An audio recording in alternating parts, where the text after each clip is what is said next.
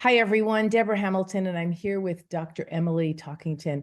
And oh my God, she has so much going on. And she and I are both communication savvy, so to speak. We really like to bring communication into our conversation. So that's why she's here. But I'm going to let her introduce herself because she has so much going on and so many things that she's doing, including chimpanzees, that I'd like her to tell us a little bit about herself. And then what we'll do is we'll ask her the question. So, Emily, welcome.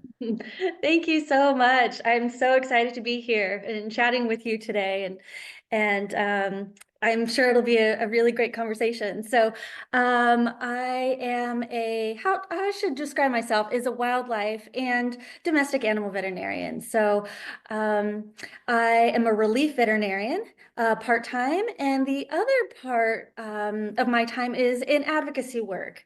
A lot of my time in the last 18 years or so being a veterinarian, I've spent abroad in international rescue and rehab clinics and working with street dog organizations.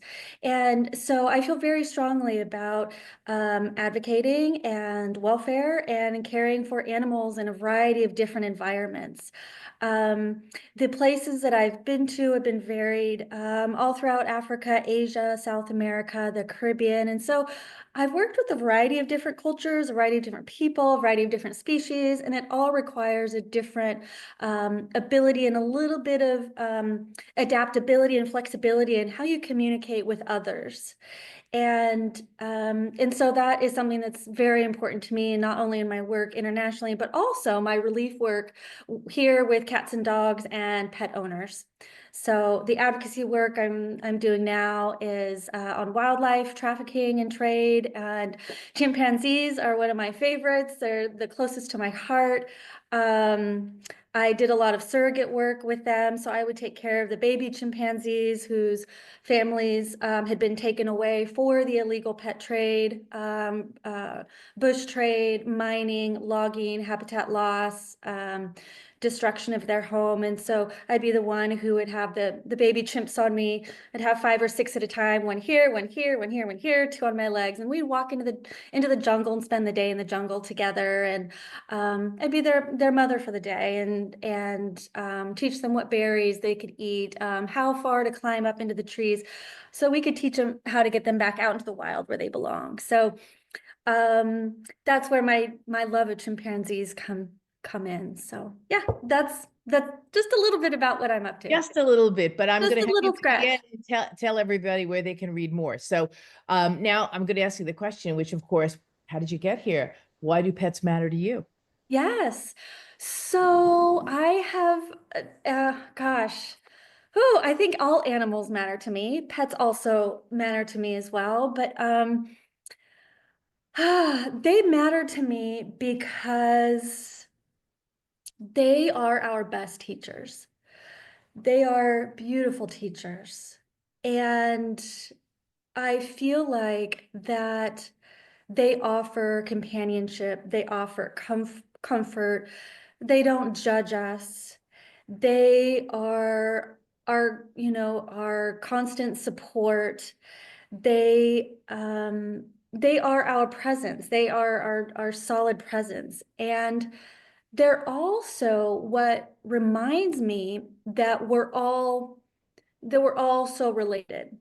And so our actions will they affect them as pets, and their actions affect us, and same as in kind of the exam room as well. So my actions towards the pet owner is going to make some change, and that also might affect how the pet is cared for. I think it really depends on how we're all interacting together in that space. So pets are important to me because they signify that we're all related, that we all can suffer, and that we all can learn and forgive. That's so important. I love that. The two words that of course were so important to me were the support that they give, and the sensitivity they have to the people around them, and that they hold us in the present.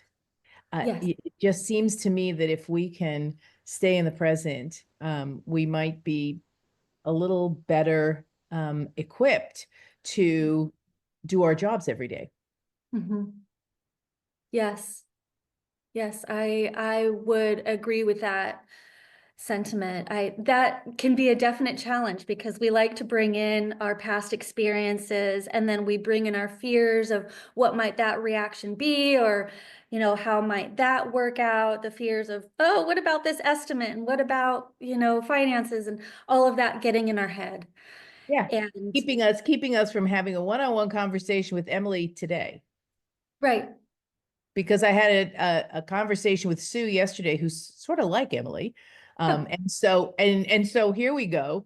yeah. And she might react the same way as Sue did. And so let me, gird my loins, so to speak, so that I can know what to say.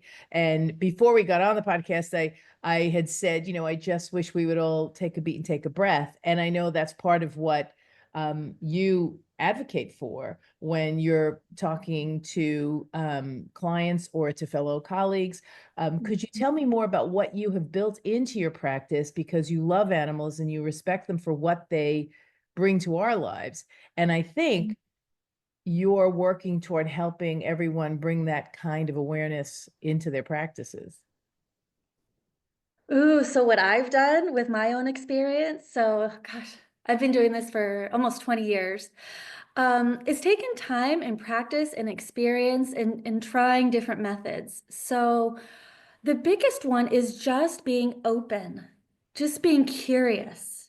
I love that word. That's my favorite word in the whole Oh, world. is it? Okay, curious or open? Curious? Both, but curious Oh, much both. more because being Yeah. curious is meaning you're open because you're asking questions and you're not presuming an answer. Yes, that's right. You're not making assumptions based on what or who might be in front of you. So I try and go in very open. And no matter with my experiences with a variety of different, in different places, Right, because you're a I don't relief know pet, their so there's background. no culture that you are immediately aware of until you, Right. right? That's right. I don't know. Or even internationally, even on Yep. a different stage, I have no idea their background, their history, and what I'm bringing to it. So being flexible is also another word, and being very adaptable to what they're bringing to me here, and learning what their needs are. I think that's one of the biggest things, is listening, is being quiet and listening to them instead of just bombarding with information or education. You should do X, Y, and Z. It's sitting with them. And even if it's just, if you have a 20-minute appointment, it can be for the first 7 minutes, 8 minutes, and sit and listen. I think that's going to be the most important part, because you get a lot of information about what their needs are, what's happening with the pet, where they're coming from. And with that, I feel like they may feel heard and seen and valued at that point. And that's the place that I want to be with them, because that's what's going to be the best for their pet, which we're all in it as a team anyways. And so we're going to benefit their pet. That's why I'm there. I'm also there to support the pet owner in whatever their decisions are, and work together as a So team. it's so important that you actively listen. And then in my teaching, I also teach veterinarians and clients to loop back what they heard, because not only does that make sure you got it right, Mhm. but it also makes sure you're corrected if you didn't. I'm sure you do, because it seems to me that after our conversation that you probably, when you spend that first 7 minutes asking questions, you probably say, well, this is what I heard you say. I mean, is is that what you do? Because it really does two things. One is it reflects that you were listening to them, which is really important. Um, Mhm. and it then makes sure you heard them correctly. Yes. Yes. That's that's my goal. And Right. And that's that's probably key. the most important part, is making sure that they're feeling heard, seen, and valued, and part of the project. And I want them to feel secure and confident in my ability to care for our team of helping their pet. So I'm on the floor with their pet. I greet their pet first. I'm with their pet, talking to them. What a beautiful coat you have. Oh, and then I go to them. So And Yeah. so what do you do? I love asking this question. Oh, sure. Why do pets matter in the event that a client is not necessarily being their best selves? Mm, I honestly sit with them and I breathe. I breathe with them. And I haven't really thought about it, but I feel that's what I do because I know that they can be very anxious, and very nervous and scared about what might be happening with their best friend that's on the table that might be very ill. So I go in and I breathe. And I A think lot that of times just making that effort, people will see that and go, okay, she's okay and she's I'm okay. breathing, she's present in the room with me. Yes. And I think that your practice of taking that first 5 or 7 minutes of the appointment to come in and breathe yourself, because you're coming from one room to another room to another room to another room. So you're on roller skates. So we have to recognize that veterinarians only have so much time, and their Yeah. vet techs are telling them information before they get in the room that they may or may not want to confirm. And some people think, oh, let me go in and confirm all this information.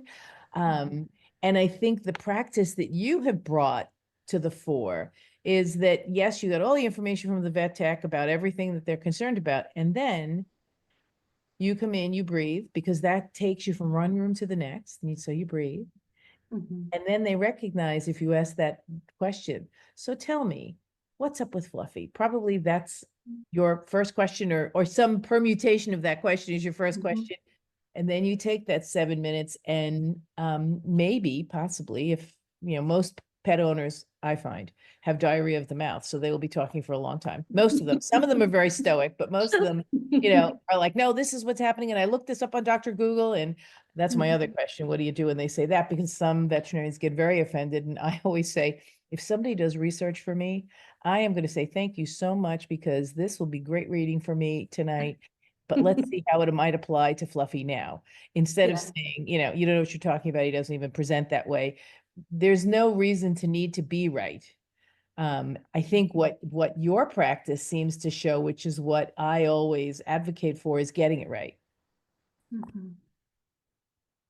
Yes. The other aspect too is that when I enter a room, I always make sure after I greet their pet, I always make sure to say, how are you as a person? How are you, Mrs. Anton, today? How are you? This must be hard for you. And even if it's a regular visit, we all know that most pets don't come in happy to the vet, Mhm. Right. Yes. especially if they're a cat.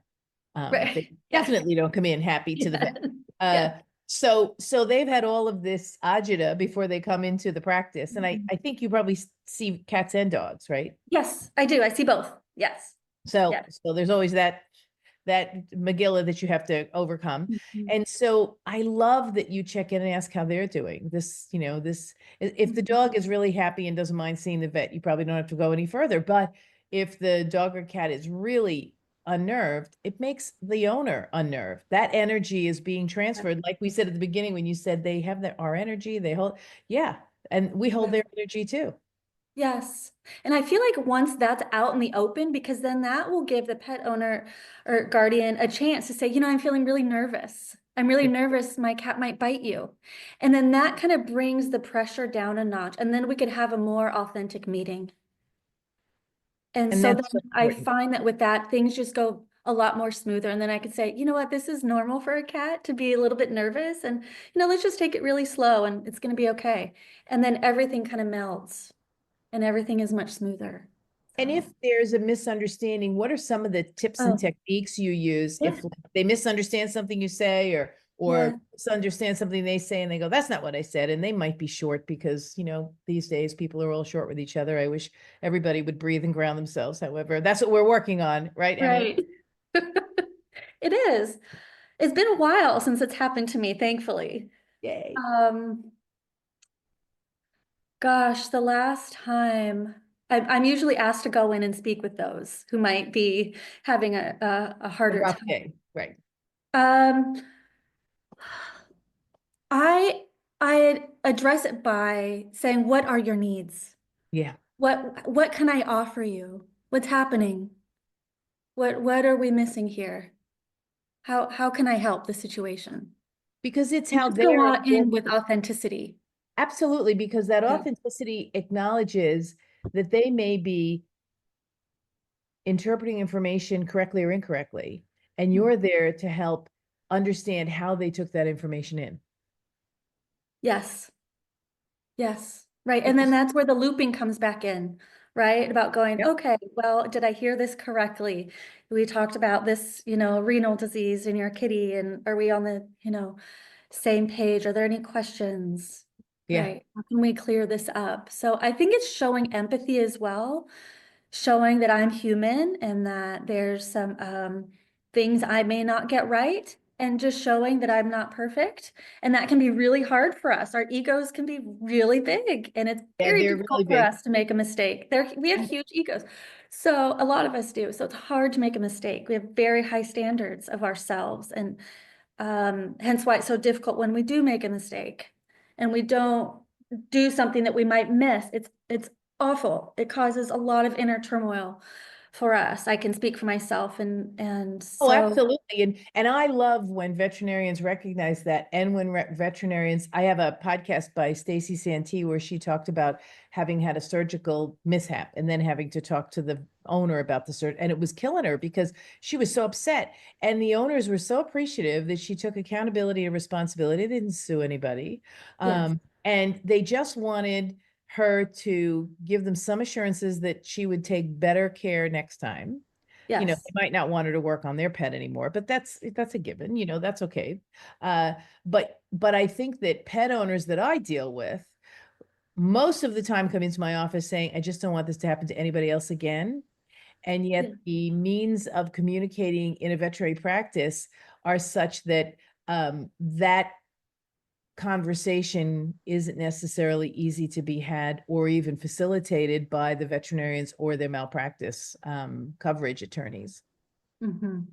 because it's, well, they're gonna sue us. Well, no, they're not. I can tell you that most of the people I know don't want to sue. They just want accountability and responsibility. That doesn't mean you did anything wrong. That doesn't mean you're admitting to doing it. It just means, this didn't turn out the way any of us wanted it to turn out. And so, Hmm. I'd love to take a minute to pivot just a bit, because you touched on something that's so important to me. I do a lot of work over with endangered species in Africa, because luckily I've connected with some of the groups that save the pangolins, who are an endangered species, and it seems to me that knowing the culture and being able to speak to the farmer whose garden was just run over by elephants, Hmm. there is no fence.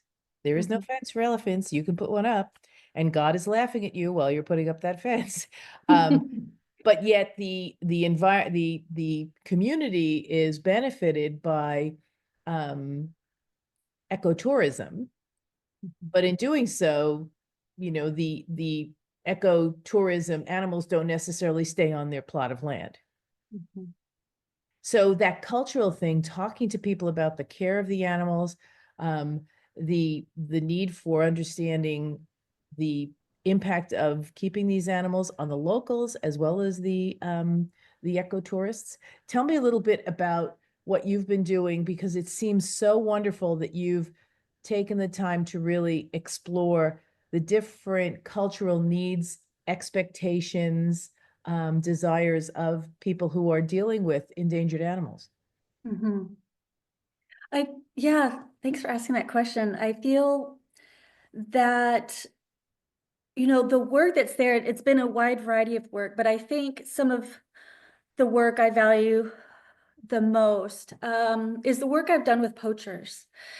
And so those who are the ones who are killing the elephants, right, for their meat, or the gorillas, or the chimps, or the monkeys, or pangolins, Yep. um, and working with them and empathizing with where they are coming from as a human, what their basic needs are that they're trying to get met, and knowing that our suffering is all the same. So Nobody wants to suffer. The animal doesn't want to suffer. The poacher doesn't want to suffer. I don't want to suffer.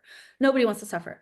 So it's basically understanding their viewpoint, empathizing with them, where are they coming from? And so with the poachers, instead of going at it as like, you're wrong, we're right, it never works. It just doesn't work. You Yeah. have to go in and empathize and say, oh, you care about your family. Okay, then And why are this you is how you feed your family and heat your home. Yes, right, yes. And so it's basically, rounding them up and saying, hey, why don't we talk about doing wildlife ecotourism? Why don't you join us as teachers?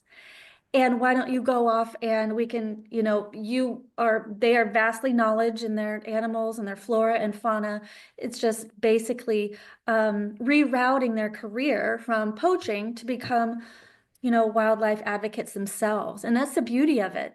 So, and they can change. And so that's where I see that working together can And that happen. cultural sensitivity, It's the so sensitivity. you may not change the grandfathers and the fathers or the grandmothers and the mothers, but you may change the kids. There's a gentleman who I know you're probably very familiar with, Sean Heinrich, who's done a great deal of work trying to shift to ecotourism from poaching of stingrays and Hmm. shark fins. And Hmm. what he does is he shows them videos of them in the water because none of them, the poachers, have ever been in the Um, water, right? They've never been in the water. And yeah. so they see these beautiful animals, and he says, it might not happen overnight. And yes, I know you have to feed your family and heat your home. However, if you start now, the ecotourism will take off if people can swim with the sharks and swim Mhm. with the stingrays and Mhm. see them as opposed to just use them for medicinal purposes. Mhm. And so I think that goes along Yeah. with what you've talked about in that if they can see them from another point of view that might be just as, Mhm.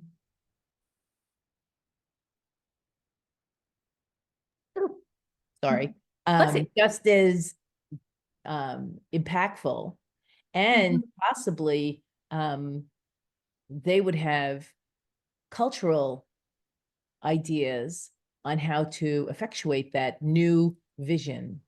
Because not only is it the animals that people are coming to see, they likely are coming to see the indigenous people and their way of life, and not to be on show or anything like that, but really educate people. Mhm. Yes, right. And that's the goal. And yes, absolutely. I think the other aspect of that is with the conservation ideas is collaborating together regarding, okay, well, instead of building a fence, maybe we can put up beehives, all around because elephants are very, very fearful of bees. So that's something that's very eco-conscious and friendly. Well, go bees, Not but literally, but figuratively friendly, yeah, because you definitely have to be a good beekeeper in order not to have the same reaction to bees that the elephants do. exactly. Yes. But working together, collaborating, finding creative ways to actually, they could beekeep and make honey at the same time as keeping elephants at bay from them not damaging their fields. That kind of fence works really well. Yes. Yeah. The bees. That just an example of creativity that can happen. So there's a happy medium. There's a win for all And so situation. You're right, it's sensitivity. you're working really hard to foster communication both internationally and locally, both between veterinarians, their clients, their staff, but also on a broader scale. So tell me a little bit more about Mhm. what you're doing, what you're up to. Oh, I'm doing a variety of things. I still keep in touch with a lot of the international veterinary staff. So I'm in constant communication with international folks. And um, so I do that. Um, Communication, I am lobbying currently. So I'm trying to use my communication habits with US representatives on some of the bills that are very important to me, such as the Captive Primate Safety Act, which prohibits monkeys from being pets in the United States, or for the sale or transportation of non-human primates to be used as pets in the United States. I'm also working on communication as part of HSUS. So I'm a humane policy volunteer leader, and I am also joining a committee for the California Veterinary Medical Association.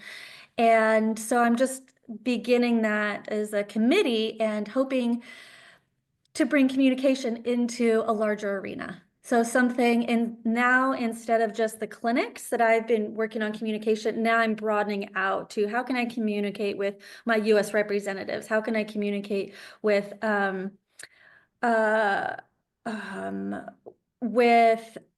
oh gosh, with other colleagues in the advocacy movement that may have differing ideas or may go about it differently. So, and something that I found in the animal law course that I did is our communication styles are very different. And so just trying to find a bridge and how we can really sit and learn and learn together. I think something that I feel strongly about is getting communication into the educational system. It's something that we're not taught as veterinarians how to communicate. And it's such a key factor for good outcomes for all. And so that's a goal of mine. That's a big goal of mine. And so starting out at even my own alma mater and starting out with them. They already know who I am because I've already worked on other advocacy projects there. So I can start with that. And you have a degree in animal law because I it was do. that was really important for you to know more about. And I'd love to take a few minutes to have you as a veterinarian look at the law through a lens of, well, Mm. this is the law, but maybe this doesn't work so well in the situations you found yourself in. Because I find when I'm on my animal law committees, they're very and I say this with all love and affection, Yes, tied to of the law, course. tied to the law and enforcing the law. And yet there are times when I think moving the ball 6 feet instead of 12 feet would be so helpful for the people and the animals. And yet it might not set precedent. And so they aren't necessarily all for it. I don't know how you've navigated that in your experiences with, animal law professionals, because I love them all. They're wonderful. And I wish they would um, think about some collaborative Mhm. baby steps that enable the people who are blocking the change to see that Mhm. it didn't kill them, literally and figuratively, right? That it Mhm. really might work, and to give it a little bit of a teaser. I don't know how you feel about that. That's my big mission, is to enable people to figure out what they can do in Mhm. small increments, what they're Mhm. willing to do in small increments, and then once they do it and see that it hasn't created the issue that they thought it would, they might be able to create and move forward for a little more increment. Mm. Yes. Yes. I'm just trying to think of how this is manifested, and yes, it is taking those small little changes and having faith and just taking that leap. And So appreciating when they do take the little leap. yes. Yes, because and I take it for granted because I don't mind taking leaps, and so it's just I thrive. I thrive on that. So yes, I think it would take a lot for some to take that leap, to have that confidence, I guess, to go, okay, well, what's the worst thing that can happen if I don't try? Yeah. What's Nothing the will worst move. thing? Nothing will move. I remember when they were working on the elephants coming out of Ringling Brothers, which they lost. But the elephants were removed because of public sentiment.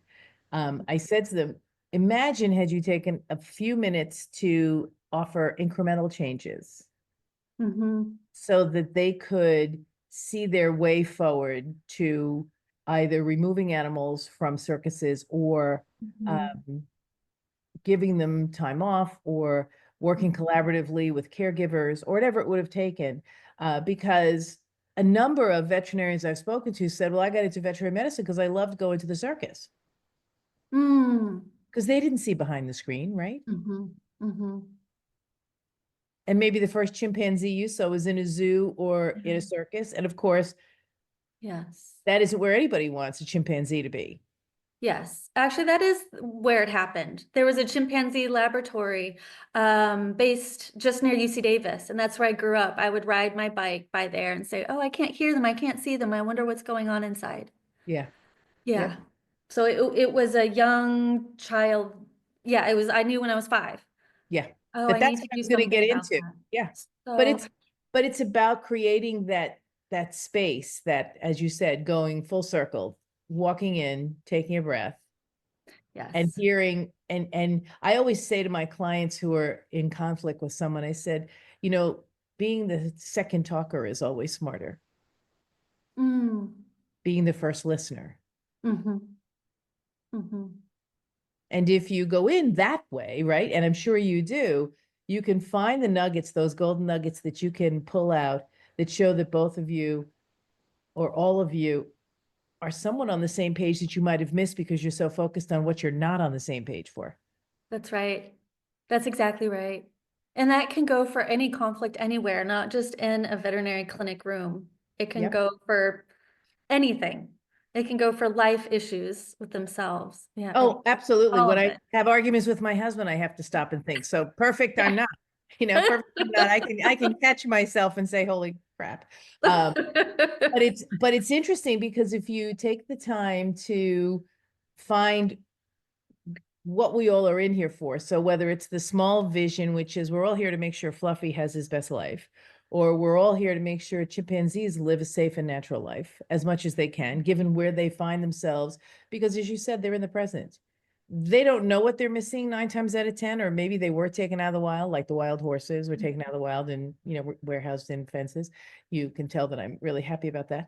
Mm, But you know, you can definitely know that they're living in the present. And if we can figure out how to help them live their best life in the present in mhm, incremental steps with mhm, some oversight, that would be, it's mhm, some oversight that I think is collaborative. And maybe somebody said to me once, I sing Kumbaya too much. And I said, well, I just think that animals sing Kumbaya every day. yeah. Mm, They're working together. Whether you have one mhm, dog or two dog, one cat or two cats, they have arguments, but they're working together every day. mhm. So that's what I'm hoping for. So Emily, I would love to ask you if Yes. someone was going to take something away from this as the most important piece to know about you, what would Mm. that be? Ooh, be courageous. Just be courageous. Just go and do it. If it's something you're passionate about, just go and do it. It doesn't matter if you fail, you tried, you you did your best, and that's all that that matters. I think that connection with others is the key to the way forward, and with connection that comes good communication, and in all realms, do what makes you happy, and just go for it. That's all I have to say. Yeah. I love it. And Yeah. and with that courage, remember that as we said in the beginning, you will not always succeed. However, you will always learn. Yes, absolutely. And it can be painful. Some of it can be very painful. It is my life. My life is painful. There are so many painful things that I've had to live through, and I go, well, Oh, I'm glad I lived. yes, me too. I'm glad you lived. But Emily, tell us where we can get in touch with you, or we can read Yes, something you've written, because yes, there are so many things out there with your name on it. So I'd love for people to know how to read more, how to get to know you better. I know yeah. you're on LinkedIn. I'm on LinkedIn. Yeah. Yes, that's going to be my main go-to place. I have written several blogs out there on wildlife trapping. I have a paper that is on the brink of being published about insects and insect sentience, and in an international journal. So there's some things that are up and coming. So LinkedIn is going to be the best place. And There we have are organizations that that I'm definitely a part of that can be seen on LinkedIn. And I'm always happy to talk to people if they want to get more involved in whatever point of advocacy. I kind of have my hands in a lot of different things. So I'm I always know. happy to That's talk to how those. I got to Emily, and I'm so thrilled I did. I read something and I went, "Oh, I have to meet this person." And she was kind enough to say, "Who is this person?" But she was kind enough to join me. And we'll have some links to some of Emily's connections and some of the things she's written in the notes. So please don't hesitate to get in touch with Emily. She is such a breath of fresh air, and a colleague of mine in that she sees how communication and sensitivity is going to make this a better world for everyone who's working in it, as a veterinarian, as a pet owner, as a conservationist, but also as the animals themselves. Thank you so much. I so appreciate you being here, Emily. Thank you so much. We'll have to have you back again because I would love to hear more about your article once it's published. I love Wonderful. insects. I, I Me don't know that too. they love me, but I love insects. I'm a, I do I'm a too. big insect, protector. None of the stuff that goes out. But so this is Deborah Hamilton. You've been listening to Why Do Pets Matter? Um, Emily, thank you so much for being here. You have been a rock star. Thank you, Deborah. It's been wonderful. Until next time. Yep. Until next time, and it'll be soon. Hi, everyone. Deborah Hamilton, and today we're going to talk to Dr. Emily Talkington. Oh my God, what an interesting veterinarian and wildlife conservationist. She has really taken the thoughts about communication to a whole new level. I loved what we talked about. We talked about the grounding of our pets, how their spirits help us, and also how making sure that we have the courage to be wrong and learning from that experience is so important. So let's see what Emily and I talked about. Thank you for listening to Why Do Pets Matter? It is really important for us for you to like and share our podcast. We have had 10,000 downloads and we'd love to have more. So if you liked this podcast, please leave a comment. Please give us a rating, hopefully a 5, and share us with your friends because we're on a mission here at Why Do Pets Matter to understand why pets matter to everyone. This is Deborah Hamilton, Why Do Pets Matter podcast, and the Hamilton Law and Mediation group that helps you resolve conflicts over animals. Take care.